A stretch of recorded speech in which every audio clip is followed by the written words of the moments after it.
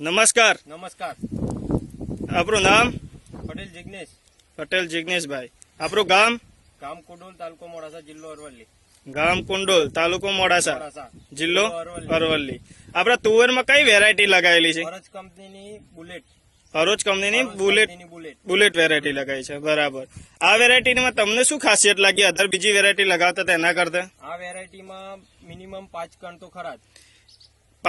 એક સિંગમાં 5 6 6 દાણા જોવા મળે છે. હા, જોવા મળે છે. બીજામાં મેવા આવતા તેમાં 3 જ મિનિમમ જોવા મળે. બીજામાં તમને 3 જોવા મળતા હતા. બરાબર.